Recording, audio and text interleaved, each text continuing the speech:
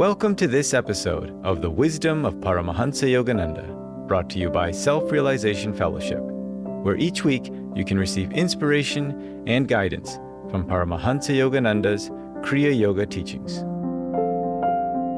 The subject of this talk is Cultivating Spiritual Enthusiasm by Brother Sattvananda. Well, the topic today is cultivating spiritual enthusiasm. Enthusiasm is a very important topic. This ability to motivate ourselves and feel joy and in whatever we are doing. It's important in every aspect of life, not only on the spiritual path, but particularly on the spiritual path in our long-term goal to achieve communion with God. So it's a good topic to reflect and think about. Somebody said that a man can succeed at almost anything for which he has unlimited enthusiasm. I remember a few years ago watching a little video program of a young lady, a young wife and mother, as she was going through the regular activities of a young mother and lady and worker. She was seen working from home, typing at her computer, at the keyboard, taking care of the little baby, cuddling it and dressing it and changing diapers and then going out for shopping and driving her car and even stopping at the fast food store and get a tray of food from the window. Everything pretty normal activities of a regular lady. What was not really normal, what was really exceptional, was that this lady had no arms. Most sadly, she had been born without arms, and they were not able to fix artificial limbs on her. So she had to learn everything to live a regular life, as normal as possible a life. And she was beautiful outside and inside, we can say. She was full of joy of living. And she did all those things effortlessly, seemingly effortlessly. Neither of us could do anything that she used to do regularly on her daily life with this type of naturalness. It was a beautiful thing to see. And she was full of joy of living. When they interviewed her, she hardly referred to her physical handicap. She had such spiritual enthusiasm, which really illuminated her. It was a beautiful thing to see in that video. I think she was an example of unlimited enthusiasm to live our life, no matter what handicaps our life can put on our way. Enthusiasm is an interesting word. It comes from the Greek, en theos. En means in or inside or within. Theos means God. God inside, God within. So the ancient Greek believed that when somebody was enthused, when somebody was going for whatever he wanted to do with great force, with great joy, and he was inspired and he was wise in his talking, full of enthusiasm, the Greek believed that at that moment the person was kind of possessed by a power which was bigger than himself, a greater power, a God possessed him.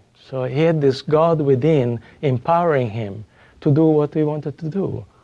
It was a beautiful, beautiful belief because enthusiasm creates this feeling that, I can do it. I can do anything and I can think about it. I can figure out how to solve the many problems that come. It makes us willing, give us tremendous willpower. And Guruji, Paramahansa Yogananda, in the spiritual diary, on January 20, if you look for it, gives a beautiful thought.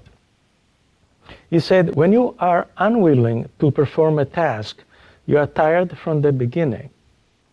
And when you are willing, you are full of energy. Always work willingly, and you will find that you are sustained by the inexhaustible power of God. So you see, our Guru kind of agreed with the ancient Greek. Why? Because enthusiasm generates the necessary willingness which empowers God to infuse us with this force, with this creativity, with this power, which in turn allows us to make the necessary effort to reach what we want to reach in our life, whatever goals, whether material goals, worldly goals, or spiritual goals. So it's a way that God blesses us with this enthusiasm, and we can turn to God, and we can develop, we can motivate ourselves spiritually to manifest that enthusiasm, that willpower, that power to achieve in life. And I think all of us who have been on this path for a while, in the very beginning we felt tremendously enthused. For instance, when we read the autobiography of a yogi, our guru's autobiography. And I remember when I read that book, I couldn't believe that the book could answer all my questions, and I felt it was a tremendous opportunity given to me to develop myself, to understand what life was all about, to find within myself the necessary power to figure out who I was and what direction my life has to take. And I was a young man in those days, and I was tremendously enthused by reading the autobiography. And that enthusiasm, what does it do? It makes us believe that we can do it. I can do it. I thought, I can do this. I think I really can do it. And so our will is whipped into action. And we start to do things that we never did before. We start maybe getting up an hour earlier in the morning in order to meditate a little bit, and maybe going to bed an hour later at night to find time to meditate, and look and find times to study the beautiful teachings, the lessons, the SRF lessons, the books that our guru wrote. And this type of thing, which really made our family and friends very worried about us, what's going on with him, how he is changing. But who cares? I have found a way to live my life. I found a spiritual path. I have a relationship with God, which I didn't have before. That's my life. I'll pursue it. I'll make it. I think I can make it. And so that's how we feel, and it's a beautiful, beautiful feeling. And also in the beginning, God can bless us. We start our meditations, boom, we have a beautiful experience. We just feel the light of God, the power of God, the love of God. And we feel, I'm going to do it pretty fast. But unfortunately, it may not be so for most of us. So that initial enthusiasm, as in anything for which we feel enthused, it gradually fades away. We get used to things and it fades away. And we get then to find the ability to motivate ourselves and create that enthusiasm in ourselves and keep going. I think it's like this in many activities of life. For instance, even just a simple example, when we want to do something which is exciting to us, like learning to play an instrument, learning to play the piano. The beginning we are very enthused, we want to do it, and in the beginning it's very easy to appreciate progress. First we don't know where to put our fingers, but pretty soon we can find our way. And then we start the very simple scales, and then we can do a little chords, then we can play a melody, and we are very happy and very joyful about this. Our enthusiasm persists because we see progress, we see results. They're very easy. So we keep going until we start tackling a little more difficult scales, a little more difficult chords, more difficult melodies. Then it's not that easy as in the very beginning. We need to make more effort. We need to practice more. And it's not always fun, to repeat again and again. It's not always fun. And so we start getting a little tired. And what happened is 3 different possibilities, Some people just quit, say, this is too much. It's really not giving me the pleasure I expected. There's too much work. It's okay. It's fun, but I think I'm not done for this. I'll try something else. And some other people, some other students, they keep on. Their enthusiasm persists. Their willpower persists, and they go on and they learn more until they can play some melodies, they can play songs, they can play some pieces, and they can entertain their friends in simple ways. And then they stop there. That's enough for them. Okay, fine, I can play a little bit. That's enough. I don't want to strive more. I don't want to make more effort. It's just beyond me. I'm happy where I am. And it's fine, perfectly fine. It's for fun. But then there is a more limited number of aspiring musicians who really like it. Not only they see the necessary effort and they love it. They love to make it. They love to make the effort. They love the challenge. And they love that music. And they keep on and on and on. For years maybe, regularly practicing until they can really play music. They can play something that is really beautiful, which can inspire. And if they have the right karma, then they can even play Carnegie Hall one day. But that's the selection of the species, which happens naturally when we start something which requires effort. So I think in meditation it's a little bit like this, and the spiritual path is a little bit like this. We start with great enthusiasm. Efforts are easy to be appreciated in the beginning. First we can't even know how to sit in meditation. We sit in all different ways until we finally nail it. We can sit erect. And then we can meditate maybe 15 minutes. And then we can go up to half an hour, and then 45 minutes, even an hour, And we feel the peace, we feel the relaxation coming from that meditation. We never felt it before. It's great. And then we start practicing our first affirmation. And we see our mind gets focused as never before. It's wonderful. We can concentrate. I didn't know I could concentrate like this. And we practice Hong So, and we feel this feeling of inner relaxation and detachment, from the body. I can watch my breath. I can watch the body. I'm not that. I'm peaceful. My nature is really peaceful. I can see it. I can be detached. And it's wonderful, and it goes on for a while until we reach a certain plateau. We can concentrate, but not that much. We can relax, but not to the point that we really would like. We reach a plateau. It's more difficult than to go beyond that. It requires effort. It requires sit down and meditate, even when you don't feel like. So, and again, there is a selection here. Some people after a while say, well, it's not working for me. I'll try something else. This is too much. I want something more active. I want something which is more practically challenging. It's too abstract. Any reason, but they don't feel like keep going. But then there is another vast group who keeps on, and then they make their effort, and according to their effort they make, according to their level of focus they can achieve, according to their dedication, they go to different level. We go all to different level of depth in meditation, different level of attunement, different level of feeling God's presence in us, and we keep on like this. And it's wonderful. Each one at his own pace. Each one is directed by God and Guru in his own way, inwardly. As long as we keep on, we persevere.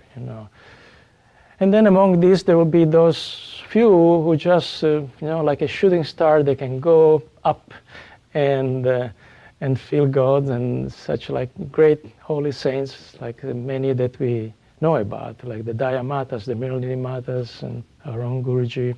But many of our regular, SRF devotees, they can go pretty deep. And I'm a spiritual counselor, and I hear them, and believe me, these teachings work. So in the commentary to the Bhagavad Gita and even to the Gospel, our Guru touches on these topics. And Krishna and Jesus touch on this matter. They mention this. It's very important.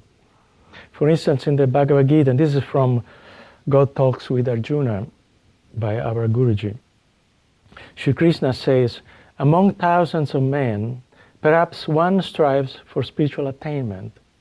And among the blessed true seekers that assiduously try to reach me, perhaps one perceives me as I am. Our Guru's comments, many sincere devotees of the Lord do not force themselves to seek Him with ever-increasing intensity in meditation, nor are they persistent in their search for Him. That is why they have only meager or fleeting inspirations and do not realize Him continuously. But a persevering devotee, in spite of much bad karma and the temptations of cosmic delusion, will certainly reach God in the end. And from the Gospel, the Lord Jesus said, but many that are first shall be last, and the last first. And our Guru in his Second Coming of Christ explains, some who have begun the spiritual path first may nevertheless be the last to attain liberation. Their slower progress being the result of their present degree of realization and karmic burden, and the lack of spiritual intensity and tenacity. Those devotees who have come later to the path, but who follow it with greater zeal, may be first to enter into cosmic consciousness and eternal freedom. In any case, those whose spiritual enthusiasm and love for God last to the end of life will be among the first to enter liberation in God's kingdom. So see, it's interesting. It's not just a matter of learning how to meditate, learning a technique. There's more than that. There is some karma that needs to be burned out, and that requires time. And there is also the cosmic delusion, the temptations of cosmic delusion, the human nature, which go against these attempts to go within and meditate and find our own divine nature. So persistent enthusiasm and patience and maturity, spiritual maturity, things don't come, you can't find God overnight. You can't become a nuclear engineer overnight. To find God required effort. But it's exciting, it's beautiful, and we have degrees of results which enthuse us, they keep us going. So very important to think in this way. Depth of meditation goes hand in hand with purification of our own consciousness, purification of our own life. So it's a transformation, requires a little time. So how to keep the enthusiasm going during this time? Well, there are different ways that we can find to motivate ourselves. One, for instance, keeping in mind what we gain by making the spiritual efforts. Keeping in mind what we want, what we gain. One of our earlier disciples of Paramahansa Yogananda was Sister Gyanamata, who was a nun, was a woman of great realization, great wisdom.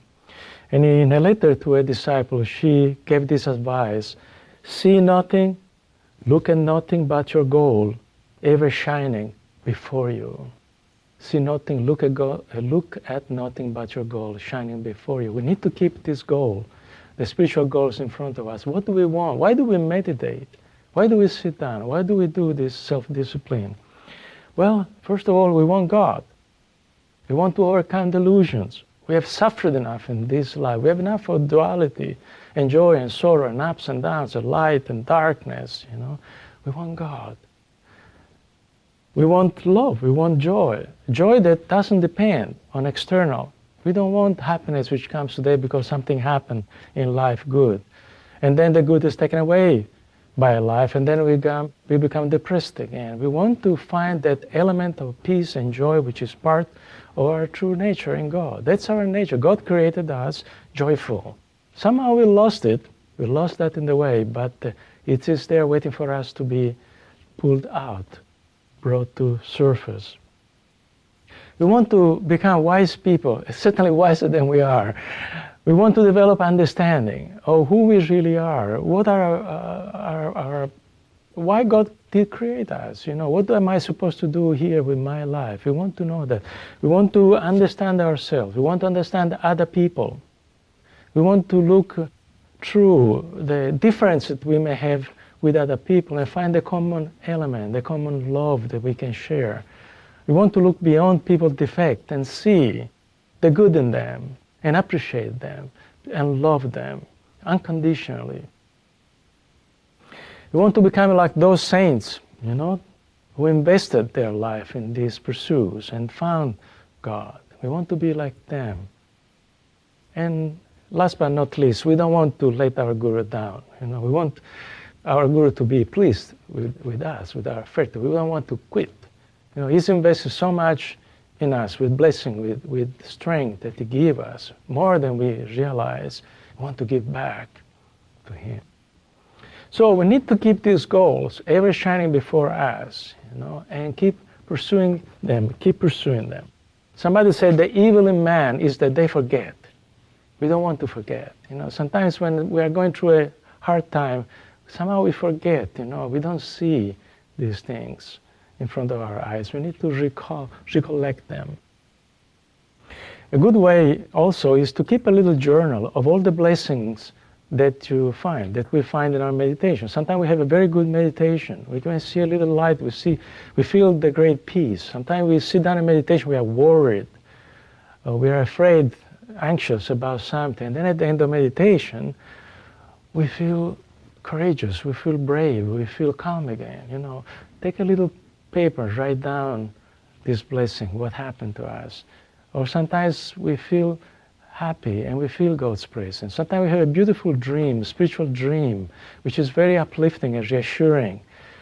And again, we want to write this down. Sometimes we have insights in our life, in our spiritual life, in our relationship with others. For us, we understand. All of a sudden, I can see clearly. We can write this down and then go to the journal and look back to it when times are a little rough, when we don't feel that enthusiasm. Then it will help us to be faithful again, be brave again, feel that power within us. So that's a couple of methods. Another way to keep our enthusiasm is to be regular in our spiritual practices, especially meditation and study of the teaching, even when we don't feel enthusiastic about it. It's a contradiction, when you don't feel like doing it, that's a time where we really want to make an effort and do it, It's the effort which creates the right mood. It's not the right mood. If we wait for the right mood to make the spiritual effort, we'll be inconsistent. We won't be regular. In anything that we want to achieve, we can't rely on passing inspiration or moods, good moods to do what we want to do. We need to practice. Somebody said inspiration comes from perspiration. We need to make the effort. Then we feel. There was an American writer who, I don't remember the name, but he wrote, "I only write when I am inspired. And I make sure I'm inspired at 9:30 every morning." So we need to make the effort, then the inspiration will come. Many times I've sat down in meditation and I really don't feel like doing it at all. And then maybe it's even striving, to calm down, to recollect. But I tell you, at the end of meditation, every meditation, we feel so much better than when we started. And we feel in tune again. And we feel proud about ourselves. We did our part, we did our duty for now. So I remember the other important thing is that it's a matter of conditioning the mind. The mind will be conditioned to the practice, and the mind will like the practice because it will see results. And the body will like the practice because it will see results. I remember one technique which I really wasn't very enthusiastic about in the beginning was the energization exercises. I was young, I was full of energy. I said, why do I need to energize? I have so much energy. And it took me a while to become regular and to feel the benefits that we can gain from the regular practice of these exercises. These are, for those who don't know, them are exercises that our Guru has given us, and by willpower we can direct life force to the various muscles in the body and energize them, rejuvenate them, and make them limber and flexible. So it's a very exceptional technique. But I strived, and finally I was able to practice regularly for a whole month. For a month, morning and evening. And then I forgot to practice them one morning. And then middle of the day, I started feeling, I didn't feel really good about my body. There was something wrong. I felt like I was tight. I was not flexible. I didn't feel good about what's going on. And then I remember, I didn't practice the exercises today. And then I said, oh, that's what they do. That's what they do. They really, I never noticed that, but they help. They really are a great help. Then I got very motivated. I never missed them. And if I missed them, I really missed them during the day until I practiced them. Then I feel good again. I don't think it's just a psychological thing. I feel the benefit of them. Another example was my practice of the Om technique. I could not click. It could not click. There are techniques which are very easy and natural for us to practice. Others are a little more difficult. Om technique is a technique that our Guruji Paramahansa Yogananda gave us to tune in and start perceiving the inner astral sounds from the spinal centers in the spine, the astral spinal center. Eventually, the sound of Om, the Amen, the sound of the vibration of the whole creation. And it's a simple technique, but I just couldn't tune in with this technique for years, until one day it started working. I didn't get to the Om right away, but it started working. And I was very happy that I didn't let go, that I kept practicing, however hard it was. So it's like this. You can't practice when you feel the mood. You have to practice, then the mood will come. You have to practice, and then the result will come. Then the motivation will come. And the mind will change. Our mind will become stronger. And our heart will change. And our desire for God will become deeper and deeper. So that's important. Regular meditation, but also study. Study is great to find renewed inspiration. Our Guruji wrote so many books, so many things, where he approaches the same topics from very different angles. Why? So different personalities can be still interested in those teachings and find meaning and what they need. There is the intellectual side, there is the devotional side, there is the inquiring side. All these varying personalities, mindset, can find something good in those teachings. And the other thing is that whatever we do, whatever we create, automatically is pervaded by our own vibration. The mind of the person who write a letter, write a book, somehow is projected and pervades the writing, pervades the book. So we tune in with what we write, with what we read of other people. So when we read and study deeply our Guru's teaching, we tune in with this mind and we gain wisdom. Sometimes we can hope to find the wisdom we want only from our meditation. We are not deep enough. We are not able to go deep enough. Then study, compensate. Study, give us the wisdom that we are looking for and the inspiration that we need to keep going. And another thing is to develop a sense of loyalty toward the spiritual path, and pride in perseverance. Sister Gyanamata also wrote these beautiful words. When devotion fails to support us, or when we think we have none, then duty must step into the breach. So this perseverance, this sense of duty is important in everything that we do. It's in everything, in relationship, in work, and in the spiritual path as well. But a little warning, in spite of all our effort and regularity, expect ups and downs. Those are part of life. Until we are, I believe that the duality which is present in whole creation, it's the nature of creation is dual. Until we reach complete liberation in God, that duality will affect our life and even our spiritual path. So there will be times when up and down. Sometimes we feel very well, sometimes the curve is a little lower, but we need to persevere. These ups and downs are part of the spiritual path, so we should not be discouraged. I remember once a devotee came for counseling, and he sat down like this and was looking at me and said, well, can I help you? And I said, well, I'm not regular in my meditation. And I asked, oh, why is that? And he said, because I don't like it, which made me like him, because oftentimes, we just put a lot of reasons why we can't meditate regularly. I don't have the time, I don't feel good, a lot of reasons, but it's spelled out from the very beginning. I don't like it. I said, why don't you like it? He said, well, because it was great in the beginning, and now I don't feel anything. I sit down, I don't feel anything, I'm uncomfortable in the posture, and this type of things. So I don't feel motivated. So I say, oh, okay. It has always been like this. He said, no, in the beginning it was different. It was good. So I said, okay, let me tell you a little story. And I told him this story. There was this monastery, and a young monk went to the abbot of the monastery. He was a spiritualized man. He was a saint. And so he says, "Sir, Master, I need your help. I need your blessing. Everything is wrong in my life. I can't meditate. I can't sit. My back aches. My mind goes all over the places. It's been like this for 2 weeks now. I don't know what to do. Unless you really bless me, I'm a complete failure." And the Guru looked at him and then he said, "It will pass, go away." He didn't really seem to empathize a lot. "It will pass, go away." So the devotee went away a little dejected. He didn't get any sympathy from his master.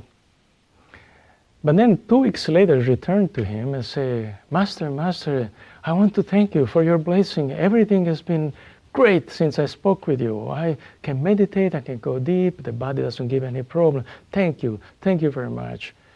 And the master looked at him again and said, "It will pass, go away." And so he went away.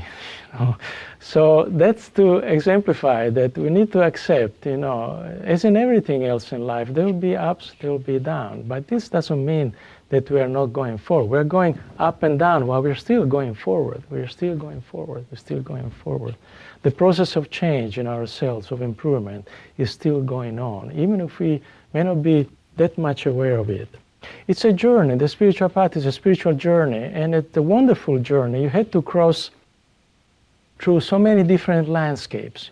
You go through beautiful valleys with lakes and hills, beautiful greeneries, but then you had to climb some mountains at time, and that's difficult, that's more difficult. But then you climb the mountains, you go, and you have another beautiful valley, but then you have to cross a desert, and that's not fun, but it's beautiful just the same. It's part of the journey until the journey is over, and then we are happy for what we are able to achieve and what we enjoy and learned through this journey. Spiritual progress, some people may be discouraged because they don't see progress, but the spiritual progress, it's not something that you can appreciate just like you appreciate any other progress in any other worldly or material engagements. I remember reading something by, I think Thomas More, is a contemporary writer, a very spiritual man, talking about this. I say we can't expect to be able to appreciate spiritual progress as we appreciate anything else in life. Like, for instance, the building of a house. From the very beginning, you can see what's going on and appreciate the results. First, you excavate the ground, and then you lay down the foundation, and then you put the structure, then the infrastructure, then the walls, the roof, then the finishing, the doors, everything. At any moment in the process, you know exactly where you are at. But the spiritual path is a little bit different, and he compared it to the little caterpillar, It's a little worm crawling, munching on leaves, and then one day something happened. He started creating a cocoon all around himself. And at that point, we don't know anything of what's happening until we see this cocoon being broken and this beautiful butterfly going out and fly with these beautiful wings. It's a transformative process. It's a transformation. The process happened, but we're not meant to see it. We're not really meant to see what's happening inside us. So we had to trust that while we are making our efforts, even when we don't feel, that great spiritual magnetism is being created inside, which will attract God's presence and God's communion to us. Every time we strive, every time we sit down and meditate, even when we don't feel like.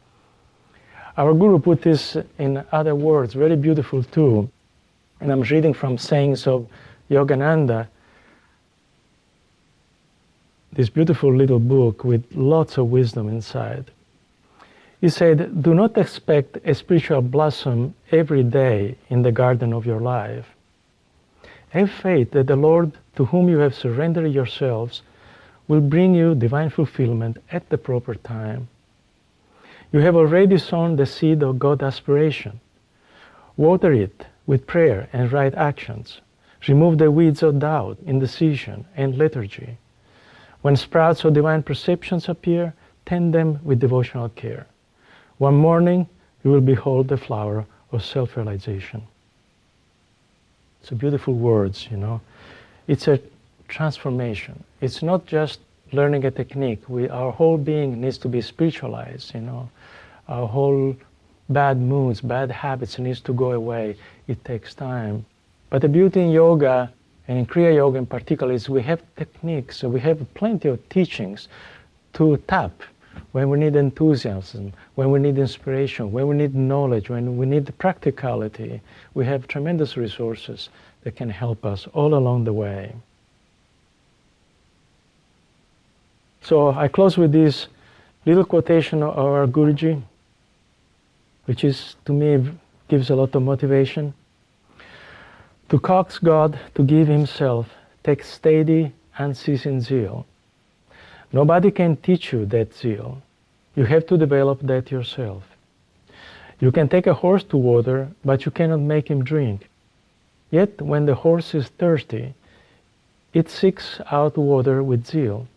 So when you have an immense thirst for the divine, when you will not give undue importance to anything else, the tests of the world or the test of the body, then he will come.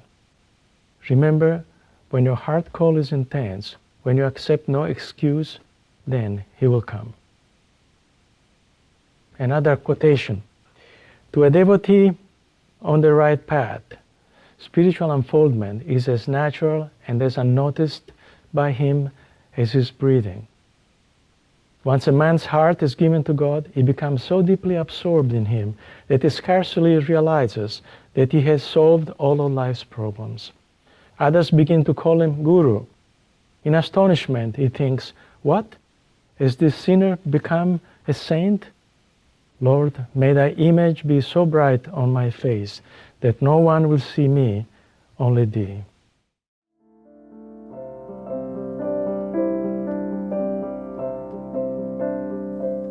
This has been a production of Self-Realization Fellowship, a non-profit organization founded by Paramahansa Yogananda in 1920.